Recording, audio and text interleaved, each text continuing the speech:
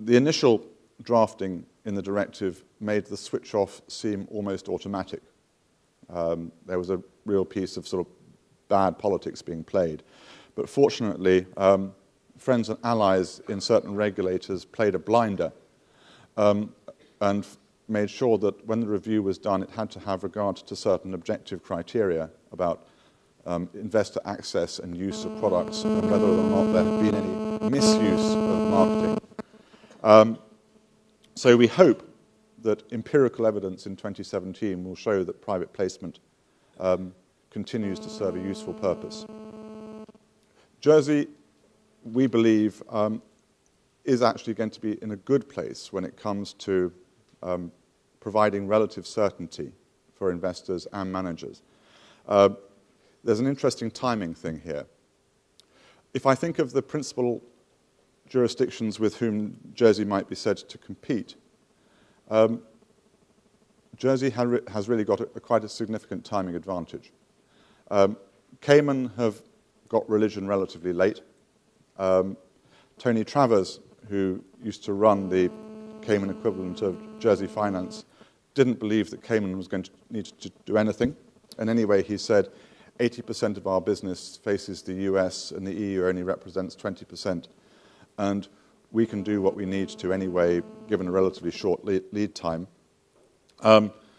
His successor, I think, is slightly more sanguine about the impact of the AIFMD on Cayman's business, but SEMA and Cayman still have a way to go. And for them, the systemic changes that will be needed to introduce a robust regulatory regime will be much, much more serious than those that will be needed in Jersey, which already has a robust regime. I'm not going to talk about the island just a wee bit to the north, because that would be invidious, but I actually do believe that Jersey possibly is a little bit ahead of its competitor. I'll accept brickbats later. Bermuda also doesn't quite get it.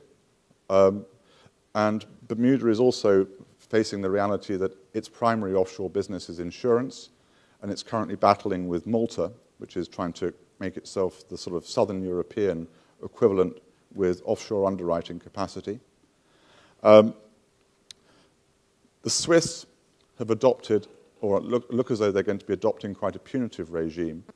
The last rumor I heard was that their AIFMD compliant regime wasn't going to be an opt-in regime, but was going to be a mandatory regime embracing everyone, which I think may be counterproductive. And there's another regime that is technically an offshore regime as regards Europe, and that's the US. The US haven't yet said on what terms they're going to play ball with Europe. So it remains to see how that will plan out. So my conclusion is that actually Jersey is rather well ahead of the field. But a couple of observations. The openness of the private placement regime for Jersey resident managers trying to sell their product into Europe is contingent on some steps being taken. Firstly, there needs to be a cooperation agreement in place between the Jersey regulator and a variety of EU regulators into whose jurisdictions product is going to be sold. And that is a piece of work which hopefully Giles will be able to say something about.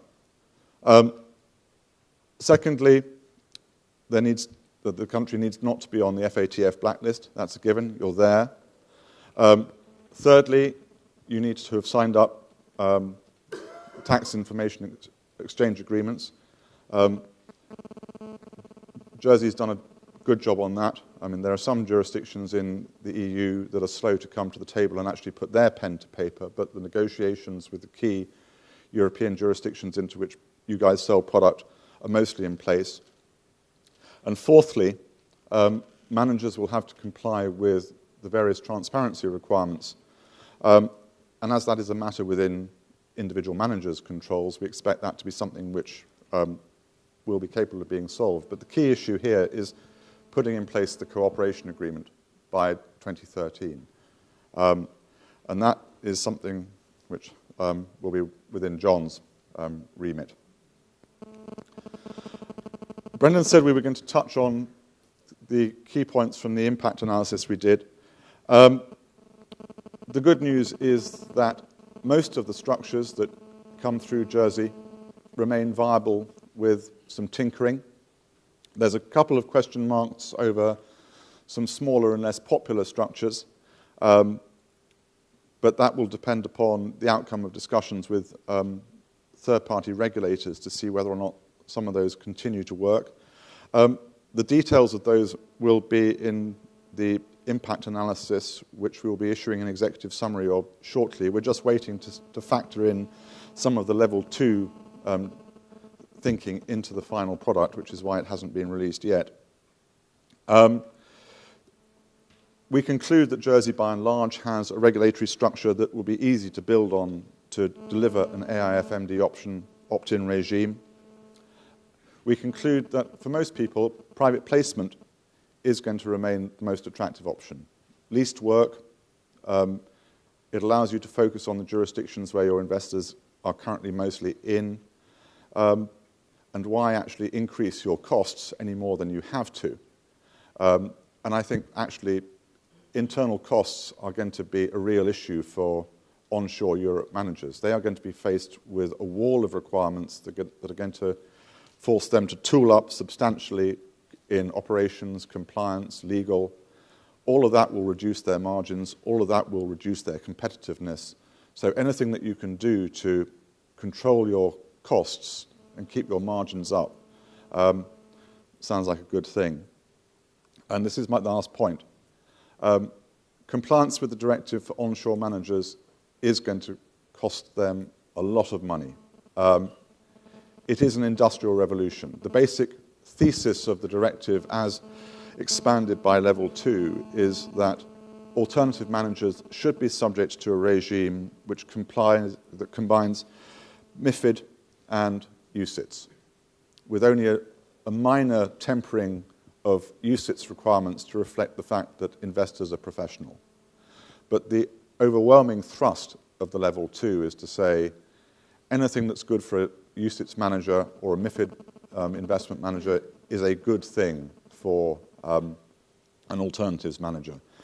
Now, the fact that that doesn't make an awful lot of sense for a whole bunch of asset classes, and the fact that that is going to mean that the old days of nimble and lean investment management, well, frankly, those days are now numbered if you're in Europe.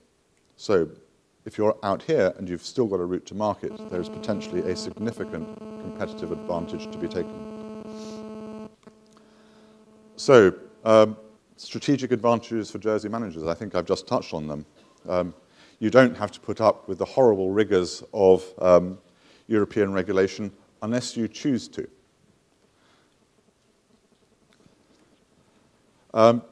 My parting shot. Like I said, it's a 2-month consultation period. There is much in the level 2 that is good. Don't get me wrong, it's very easy to stand here and snipe, but there is a lot of stuff there that when you read it, makes sense.